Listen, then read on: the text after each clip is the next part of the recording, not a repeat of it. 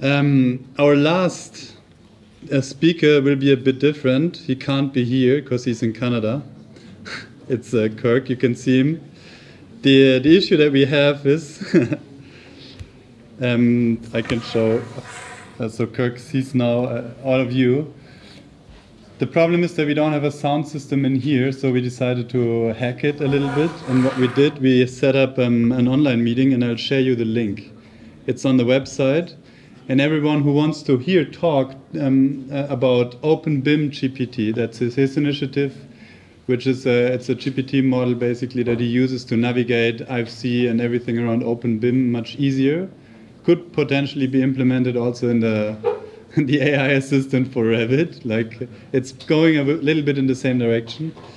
Everyone who's interested is welcome to join the call, and it's on our website, just on opensource.construction events AEC hackathon. I just posted a link at the very top of the page. So either you take out your computer or your phone. Probably not, like, everyone has to mute. And then Kirk will introduce the OpenBIM GPT to you guys.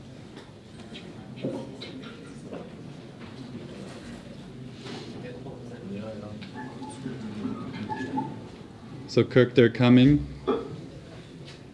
Yeah, I saw one come in. Oh no, there's sound actually. Even better. I didn't. Okay, cool. It's loud and clear actually. So we can stop this entire exercise, and I will just enlarge the screen, and you can start the presentation basically. Do you want to start the recording as well? I do. We do record it, yes. Oh, I can also record the session here. Yeah. Okay, now it's a recording on the camera and in the session. All right, good to go?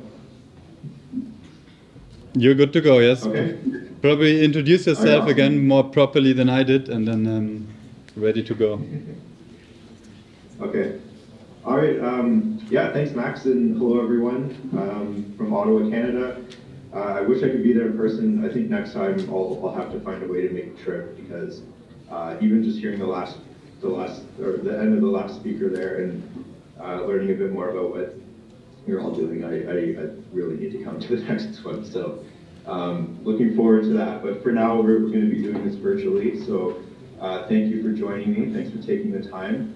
And I'm here to talk about OpenBIM GPT, which is a project I've been working on for the about 4 or 5 months now, which it's an open GPT model that's accessible to everyone right now, and it helps teach you about OpenBIM. So my name is Kirk Stalkie. I am a senior BIM specialist with a company called Tiree, based in Ottawa, Canada. My day job is with Tiree. I work with our clients to help implement BIM, set up new tools, new processes, all that kind of stuff that I'm sure a lot of you are really familiar with. Lately, I've been working with the federal government of Canada on planning the implementation for a digital twin for the parliamentary precincts, which is some of which you can see in this picture here. So that's really exciting for a day job, for sure. But I also have my own company called Schematic, where I've been doing a lot of like training and development for training courses, things like that, and also doing a little bit of research on my own and using that as kind of an outlet to release some of my research. So, and some of the things I built. So that's what I use my company Schematic for, and that's where OpenBIM GPT was born out of. So a little bit of a journey of how I got into creating this tool. It wasn't that long ago that I really started learning about open source and programming and all these really great tools. Like, it's only been a few years now. And I have to give a huge shout out and a lot of credit to one of my good friends at Carleton University, Nico Ariano. he's really the one who introduced me to this whole world of open source. And he actually also introduced me to Antonio from ISTJS, who I think is there. So Antonio, if you're there.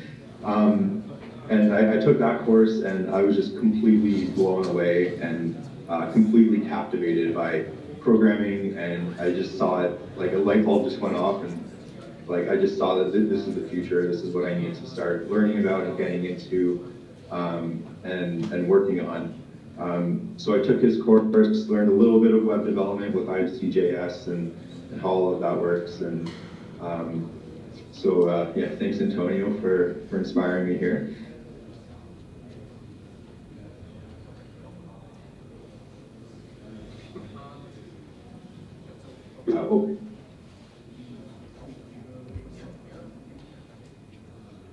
Kirk, are you still there?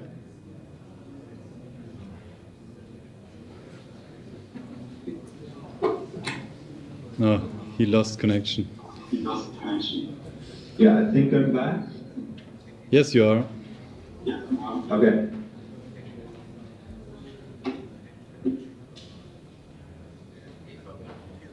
Okay, can you see okay again? Yes. Okay, perfect. Sorry about that. Yeah, I'm not sure exactly where I cut out, but yeah, OpenAI, just AI in general, I've been trying to learn as much as I can every single day, and it seems like a bit of an impossible task. The space is just moving so fast that it's really hard to keep up, even like actively trying to as much as possible. But AI, like it just opened my brain even more of things that can be done with it and how it can integrate with the different tools we're using. I was learning a lot about that. And then something that happened near the end of last year, maybe in September or October, I was invited to take the Building Smart Canada Open BIM Foundations exam as part of the Fast Start program. So I was lucky enough not to have to take the training course or anything, but that also meant that I had to do a lot of studying to make sure that I actually pass and don't fail the exam that I was invited to take and was expected to pass, no problem.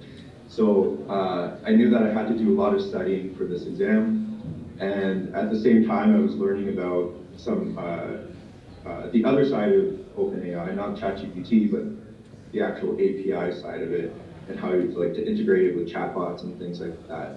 So at a bit of a light bulb moment, I thought, why not use the API from OpenAI and have it teach me about Open BIM principles to help me study for the exam. So that idea brought me to Open BIM GPT. And it is basically what I just explained. It was originally created as a tool to help myself study for an exam, but I decided to put it on a URL, openbimgpt.com, and then share it. And it was mostly to just share with my friends to help them study too. But it kind of, it became relatively pretty popular pretty quickly. Like a few thousand users within a month. And it completely took me by surprise, to be honest. And I think it's been a really exciting journey, and I've met a lot of really amazing people, including Max and Alar and just so many others, and it's really opened up my world a little bit. But yeah, so that's how I came up with the idea and how we got to this point. So now I just want to explain a little bit how the version that is published right now works, and then I'd like to just show you how I completely tore it down and rebuilt it. So the original way this was set up was using mostly Replit with Python. So the Python code hosted in Replit was communicating with the OpenAI API. So it was sending and receiving messages to that API using Python. And then the Replit server was connected to VoiceFlow. So VoiceFlow is, it's a third-party app, and they basically set up the whole little chat box for you And it's mostly used for companies to like set up a little chat box for like company websites. So this is a bit of a different implementation, but it does seem like they're using AI a lot now, and advertising AI being able to be used in it a lot now. But yeah, it was a third-party tool, so I couldn't really control it. I could change some of the colors and the icons, but it was pretty basic in terms of how much control I actually had over it. But VoiceFlow would communicate with the Python scripts. So the user would enter a message in VoiceFlow on my website. Python would read that message, send it to OpenAI, and then OpenAI would send a message back. Python would then translate it or forward it off to VoiceFlow, and then that's how you would see it on my website. And then the website was just really, really basic HTML and CSS, and you just import scripts from VoiceFlow, and it does the chat box for you. And I'm hosting it on GitHub right now with my own URL. So it's a pretty basic setup. It uses a lot of third-party tools, which I at the time was really good to get it up and running, but I don't really find it acceptable. So I've been working on rebuilding it, but this is what it looks like right now. So if you go to the website right now, this is what you'll see. There's a little bubble in the bottom right corner, and when you click that, it opens this chat window. You can enter whatever messages you want.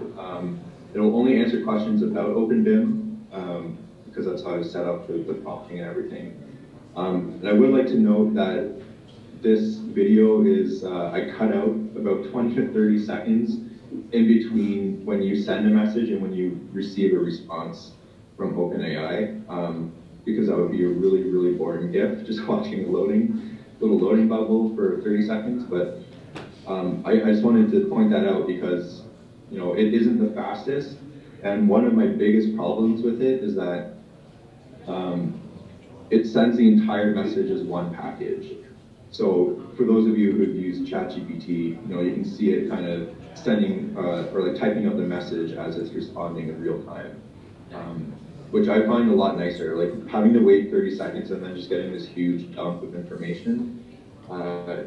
It's not really good for engagement, and taking that long, you're almost like, is it broken, right? Like, is this actually working?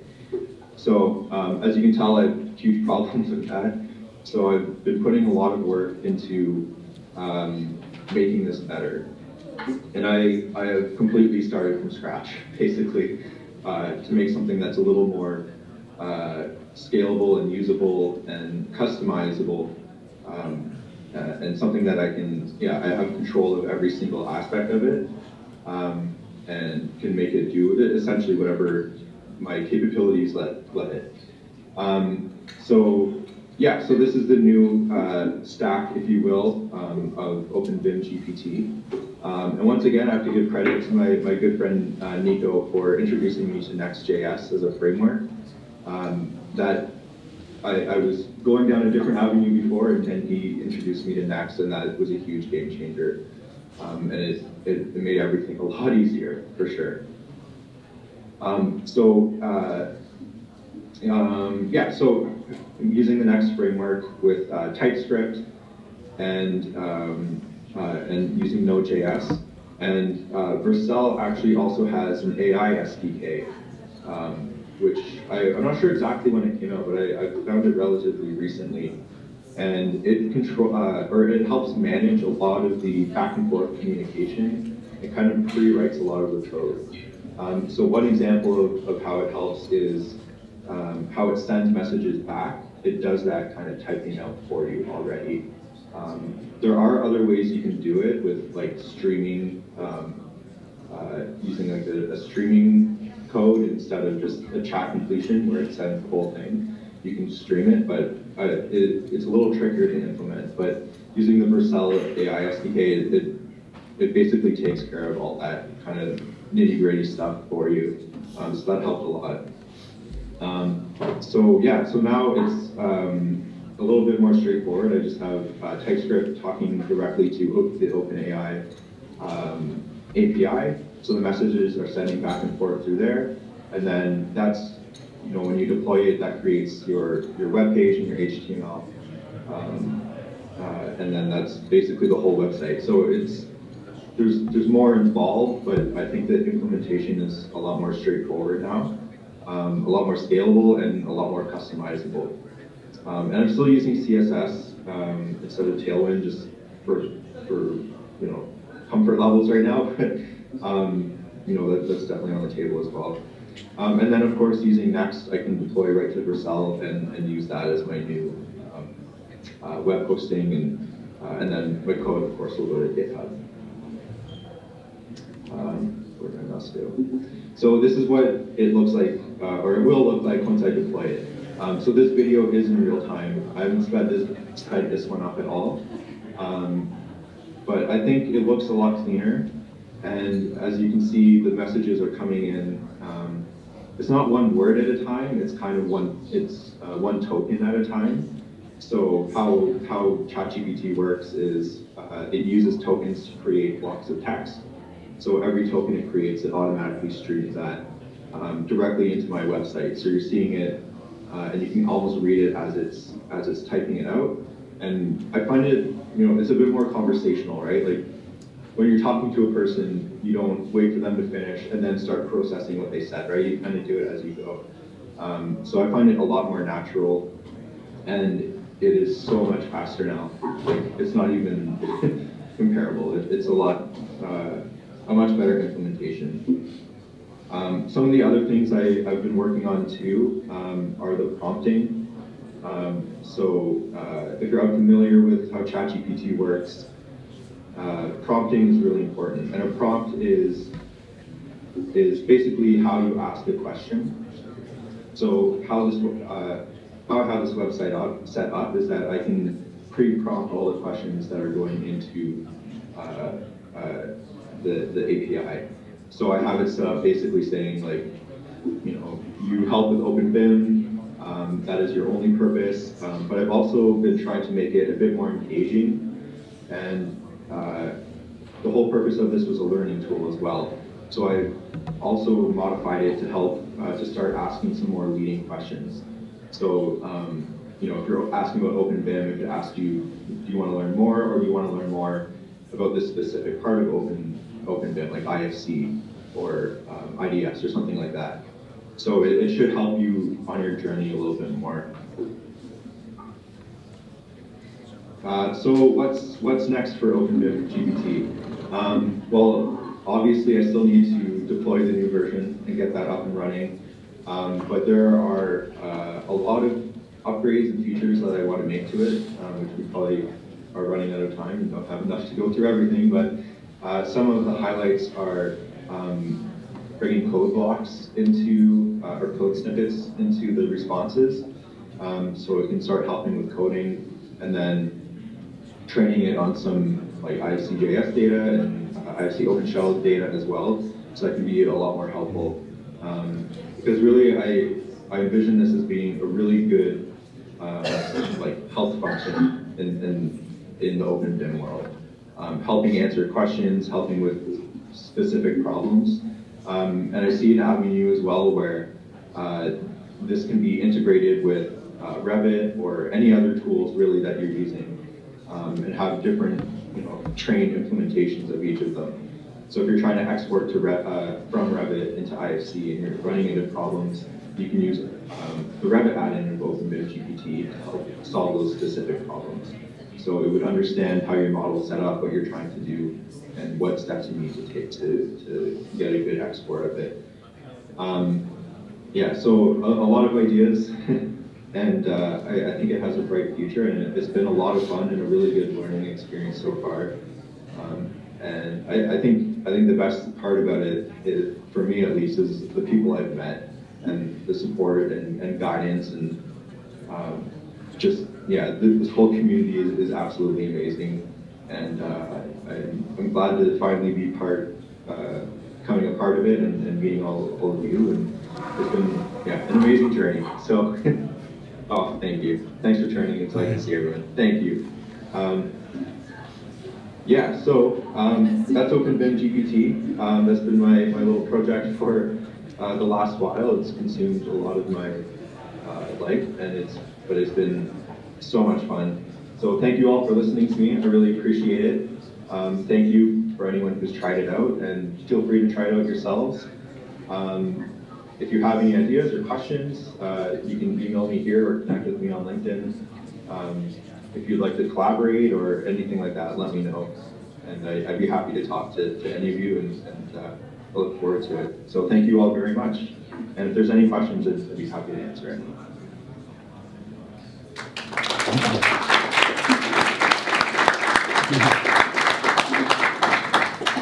Thanks, Kirk.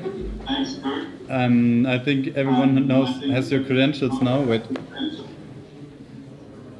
That's a bit. We have some echo now with the speaker system.